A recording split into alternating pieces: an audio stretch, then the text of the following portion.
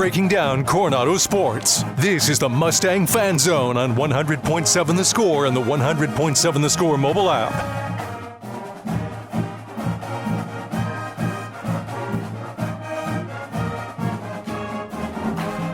Welcome back in. We are jumping into the Mustang Fan Zone. We're going to talk some high school track and field. Did that a little bit on Monday. We're going to talk to Coronado about a couple of their guys who are headed to the regionals. I want to run through, while I had it open, though, I want to jump back into that softball.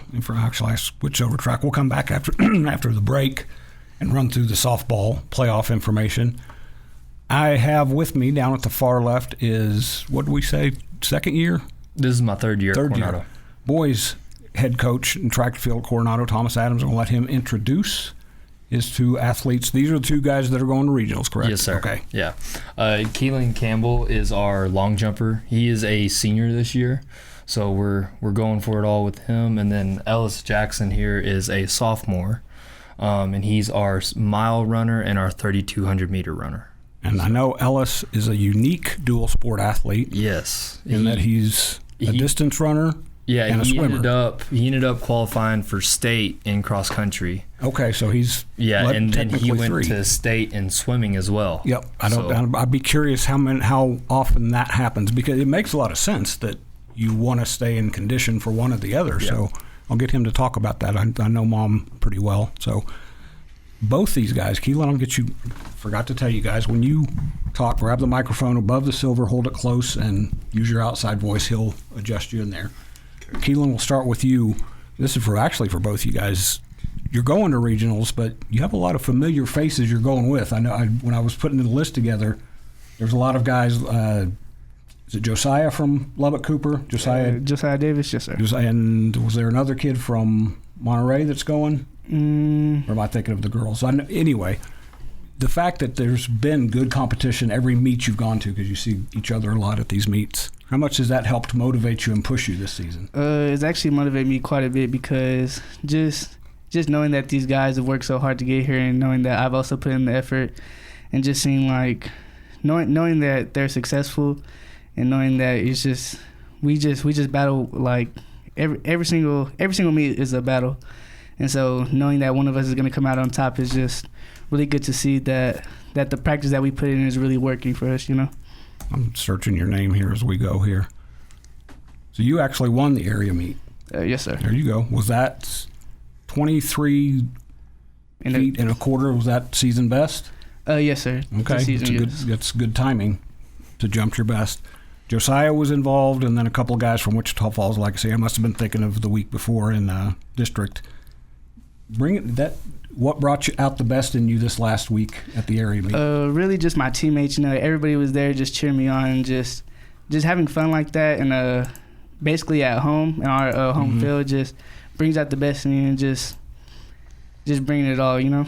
Which the good news is you get to do that again. Yes, I do. Next week. It's still back at Lowry Field, May 1st and 2nd. Thomas, you mentioned when you introduced him going for everything. Did you? When he did, because you did not win district, correct? No. That's what's cool to me about track and field, is that you can get in, like qualify for that next round, and just squeak by, and then all of a sudden, Ellis, did you win district? So kind of the same thing with both guys. That's a unique thing about track and field. I think that you don't have to be at your best one week because you have that next week to go. What got into him this last week? With him, last year he actually was the area long jump champion as well. So I knew he had it in him. It was just a matter of it was finally game time. It was on the line, and I knew that he would put it all together when the time came to it. Let's switch gears, because much different events. Ellis, you won the 1600 in 4:30.39. You were fourth in the 3200 in 9:57.36. I'm going to test my memory here. Was that a little bit flipped of what you did at the district level? It is, yeah. Tell me what got you going because the same thing. You're running against Arturo Rodriguez from Lubbock. Every time I have a photo of you guys, there's you and Arturo, and a lot of times Kaysen's in the picture. You guys are all kind of lumped up, but What kind of got you going here at this area meet? I honestly was really nervous. I was hoping to go to regionals, and I'm hoping to go to state, but it was just the process of going from area to regionals. Because you're kind of getting used to this, because Coach mentioned you went to state and cross country. Swimming, you went in 2 events? Yeah, the 200 IM and the 500 freestyle. And you kind of expected that. Kind of. I don't want to. I'm not going to. Cross country, maybe not. I know some of the backstory. So you've competed hard for that. Let's put it that way. This is a little bit different. From what I understand, track and field was not something high on your list when you first got to high school. You're still kind of evolving. True. Yeah. Fair enough to say. And you're a distance runner, which I say this all the time. Something's the matter with you if you're running that far for no reason. So, just kidding. We're going to come back after this break and talk a little bit more about Coronado track and field going to regionals when we come back in the high school fan zone right after this on 100.7 Score. Diving headfirst into Coronado athletics. You're listening to the Mustang Fan Zone on 100.7 The Score and the 100.7 The Score mobile app. Welcome back in. This is the Mustang Fan Zone on 100.7 The Score. We're talking regional track. Coronado has just 2 guys, but 2 guys who performed really well at the area. Probably more than 2 guys that perform well. The 2 that are alive to talk about it here are sitting here with me, and Thomas Adams, a third year. You just told me that. Coach of the Mustangs. What did you tell me about Ellis a minute ago when we went to break there about the 3,200? Yeah, so with the 3,200, probably the last 4 track meets, he's hit a PR in every single track meet. And this last meet at area, he ended up dropping 18 seconds for his PR to get under 10, which we didn't know if he'd be able to get under that 10-minute mark, but he did, and he impressed all of us. So, because full disclosure, Ellis's mom shoots photos for me from my website, so I know her pretty well. So I know a little bit more about Ellis than I know about some athletes. I know, was it district, where one of the races you were a little bit surprised by the fact that it got, I don't want to say physical, but there was a little bit of jostling. You had to get used to that aspect of being, because you get to that level, guys want to keep their season going, so you have to kind of get ready for it. Yeah, I was getting trapped every other lap. It was bad, and in the wind too. It was harder running that environment.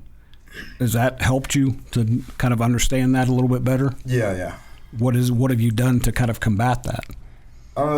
I try to get out sort of in the lead for some of it, try not to get trapped behind people. If they pull up in front of me, I try to get around them, not in the wind, hopefully. But it's kind of the same question I asked Keelan a minute ago. Because Lubbock distance runners, we were just talking about that, you have a lot of guys that you know that you're going to see week after week as you climb the scale. Those guys, you motivate each other. Maybe that's more the case in distance running even than in jumps, because that's more individual. Having those guys that you know, Arturo and Kaysen, and knowing that they want to get that far too, how much has that helped kind of burn your belly a little bit? It's really competitive. I like the motivation. They usually tell me good luck in the beginning before the race, and we all try to go after each other and win the race. And I should throw William Escobar from Lubbock Cooper in there too. He's kind of the fourth of the quartet. Ellis has the fastest 1,600 time in Lubbock this season, the 3rd fastest 3,200, so that makes sense that he's going on. I told Keelan I know he's fast too, so I'm going to find him. I know there's your name in 1 relay, 2 relays. So Coach trusts you to put you in relays, Keelan. So he must understand that you've got the ability to help that way. Grab that mic from him real quick. I'm always curious about this. I probably have asked every jumper that comes in, being good at the long, do you triple jump also? Oh, yes, I did triple jump. Being good at those, how much does that go hand in hand with being a sprinter, being able to kind of gain that momentum? They really correlate a lot to each other, because when we're working on our speed drills, you really need that speed for your long jump, because the speed carries over to the distance as well. And we really just put our trust in our coaches, and, we just listen to them at the end of the day, because they've been there, done that, so just put it all in their hands. So Keelan's got the 3rd best long jump in the city this year, but all 3 of you guys, I know Caden Joseph's qualified in 4A as well, and Josiah qualified in the long jump? I think he did. He's one of those guys that qualified in several.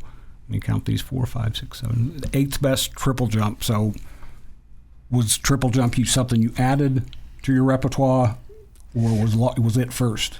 Really, it just all happened at the same time. I've been doing triple jump and long jump ever since middle school. And so, yeah, I've just been working on them at the same time.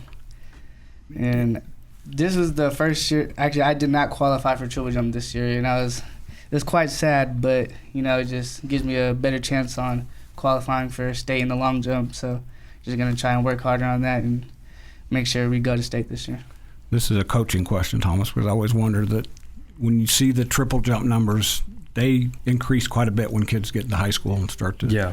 How tough is it for young guys when they're 6th, 7th grade to kind of grasp what they have to do with the triple jump? Well, a lot of times with our younger guys, like our freshmen and our sophomores, we try to continuously coach into them the techniques and worrying about the process of actually learning how to do a proper jump. So by the time they do get to their junior and their senior year, everything starts coming together. They finally have that fitness in their body and that strength to help them reach those numbers to be able to compete on the varsity level. Because there's a little bit more strategy, the triple jump. Long jump, if you're a great athlete, you're going to be able to master that at some level. But triple jump, you have to, it's a little bit more cerebral. You got to be able to honestly think without having to think about it. Your brain has to be able to focus on the steps while you're thinking about so many other different factors at the same time. All right, so Ellis, we've talked about this. You like to swim. You swim the 500 as well, don't you? Yeah. Which may be even crazier than running a long distance. It's kind of like the mile. How much does the endurance in each one help each other? In like the 500, like I said, it was kind of like the mile, where it's like you kind of sprint it. It's like a mid-distance sprint. And there's factors like breath control and swimming and track that like go hand in hand. But I feel like swimming definitely helps a lot with track in that sense. Because you do those two sports, now your track season's going a little bit longer, but you're not too far away from jumping right back into the pool when we get into the late spring and summer, right? Mm-hmm. And like swimming's a little bit like volleyball's become, where you could literally go somewhere every weekend. Yeah, that's true. Just driving your parents crazy. Mm-hmm. Yep. Which, again, I know Mom, so I know she's gung-ho. And I think Mom was a swimmer and a runner too, right? And a softball player. Yeah, she was swimming in softball. She trying to get you to add a third sport? Kind of been going back and forth triathlons, but it's kind of the same thing. Wow. Well, I've watched a few triathlons, and I know that'll test your soul a little bit. Keelan, you said they tried to talk you into coming out for football, and I know when you're as athletic as you are, that doesn't surprise me at all, but right now you're just a track guy. Yes. I played 7-on-7. I actually did. I didn't do too bad. I had some touchdowns here and there, but then I got to the football season. A couple injuries here and there, but came back for a track season, and we just really, that was my main focus. Didn't play basketball this year, but we just put it all out there for the track season. Just really, like I said, state is that main goal. So it fell short last year, but just really putting in that work. Coach Adams knows what to do. And that's where he's headed as regionals next, to take the shot at that May 1st and 2nd here at Lowry Field. That's going to wrap us up in the Mustang Fan Zone. We'll be back after this break in the Tiger Fan Zone on 100.7 The Score.